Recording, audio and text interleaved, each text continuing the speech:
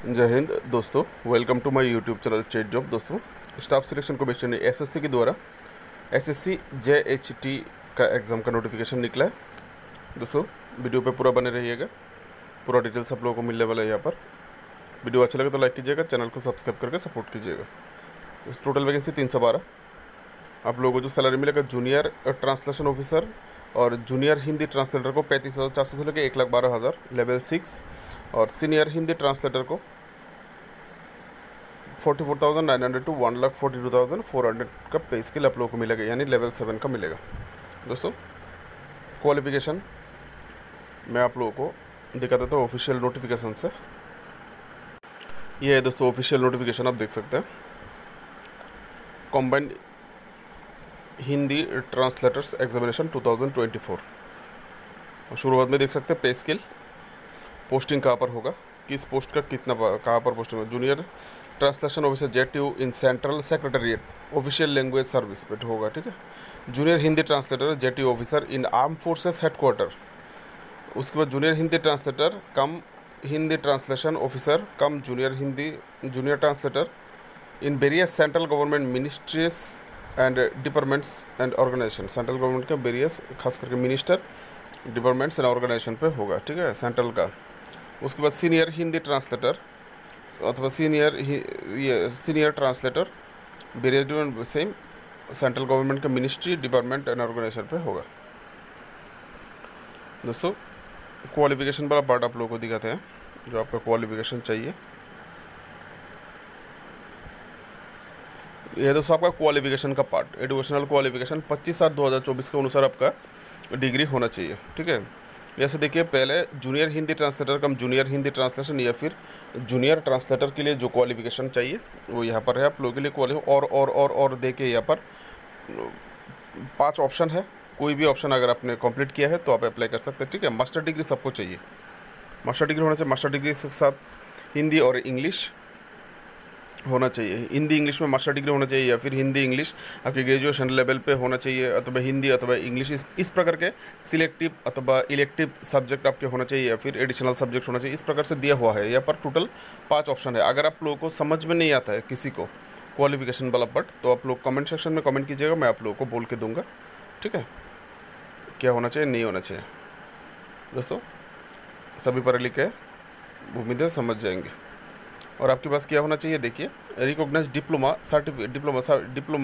अथवा course certificate होना चाहिए। किसमें? Translation Hindi to English and vice versa और 2 ईयर एक्सपीरियंस ट्रांसलेशन वर्क, अथवा 2 साल का अगर आपके पास ट्रांसलेशन वर्क में है, इन हिंदी टू इंग्लिश में ट्रांसलेशन का वर्क आपने किया है, एक्सपीरियंस है, तो भी आप अप्लाई कर सकते हैं। एंड वाइस वर्सा के लिए इन सेंट्रल अथवा state government office including government of India undertaking, ठीक है। सीनियर ट्रांसलेशन ऑफिसर के लिए भी आप ऐसे देख सकते हैं, सीनियर हिंदी ट्रांसलेटर, यहाँ पर भी क्वालिफिकेशन सेम बराबर है, क्वालिफिकेशन समझ जाएंगे। उसके बाद लास्ट में जो एंड के बाद जो चाहिए सब देख सकते हैं, डिप्लोमा अथवा सर्टिफिकेट सेम यहाँ पर Hindi to English vice versa. यहाँ पर 3 year experience, senior Hindi translator के लिए 3 ईयर एक्सपीरियंस चाहिए। अगर आपके पास डिप्लोमा कोर्स सर्टिफिकेट है नहीं है तो आपको 3 ईयर एक्सपीरियंस चाहिए, आप लोग ऐसे देख सकते हैं, ठीक है। माय डियर फ्रेंड्स, आप लोगों को एज लिमिट चाहिए 18 से 30 ईयर। 1 अगस्त 2024 के अनुसार एज रिलैक्सेशन मिलेगा गवर्नमेंट रूल के हिसाब से। ये सब देख सकते हैं आपका जो एज लिमिट और एज रिलैक्सेशन, किस कास्ट को कितना एज रिलैक्सेशन मिलेगा, आप वीडियो को स्टॉप करके ऐसे देख सकते हैं, ठीक है। ऐसे देख सकते हैं, ये आपका एज रिलैक्सेशन वाला पार्ट है। My dear friends, job category central government job है, ऑल इंडियन कैंडिडेट एलिजिबल हो। Job location across the country, Bharat की किसी की जगह में आपका पोस्टिंग हो सकता है। सिलेक्शन प्रोसेस, पोस्टिंग कहाँ पर होगा, प्री डिपार्टमेंट तो देख ही लिया शुरुआत में। Selection process computer based examination होगा, अक्टूबर-नवंबर 2024 को एग्जाम किया जाएगा, ठीक है। आप लोग देख लेते हैं एग्जाम पैटर्न और सिलेबस देख लेते हैं। ये देख सकते हैं आप, selection of the exam scheme, computer based test होगा। Paper 1 objective type computer based test होगा। सब्जेक्ट क्या होगा? General Hindi, general English. General Hindi 100 MCQ 100 mark, general English 100 MCQ 100 mark. 2 घंटा टाइम मिलेगा, और PWD कैंडिडेट को 2 घंटा 40 मिनट मिलेगा। और पेपर 2 में डेस्क्रिप्टिव टाइप, ठीक है, डेस्क्रिप्टिव टाइप। और यहाँ पर होगा ट्रांसलेशन एंड ऐसे, आपको ट्रांसलेट करना होगा हिंदी टू इंग्लिश, और ऐसे ऐसे आप लोगों को लिखना होगा पैराग्राफ रचना 200 मार्क का, 2 घंटा टाइम मिलेगा, 2 घंटा 40 मिनट मिलेगा PWD कैंडिडेट को। Paper 1 will be objective type multiple choice question होगा, पेपर 1 ऑब्जेक्टिव टाइप, और 0.25 मार्क नेगेटिव मार्किंग होगा फॉर एवरी रॉन्ग आंसर। ठीक है, आप गलत जवाब के लिए रॉन्ग आंसर काटा जाएगा।